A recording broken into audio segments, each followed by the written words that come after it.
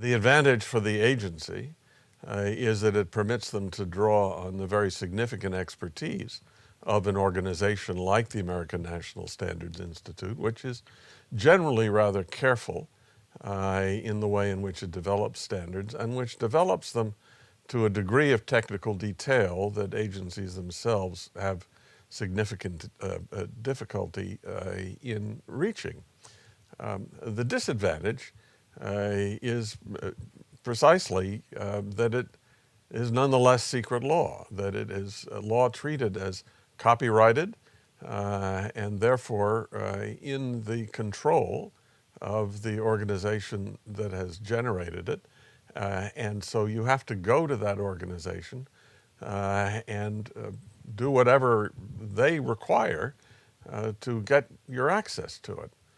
I don't know if there's time to give an example of the consequences of this, but the Food and Drug Administration has incorporated by reference a set of guidelines as to what names ought to be given herbs that appear in over-the-counter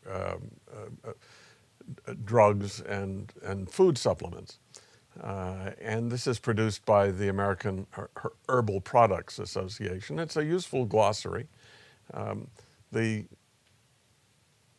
first edition of this work of the American Herbal Products Association was published, I think, if I remember correctly, in 1992.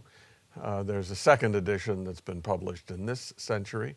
But the FDA hasn't, or hadn't when I last looked at it, gotten around to changing the incorporation by reference from the 1991 edition to the 2002 edition.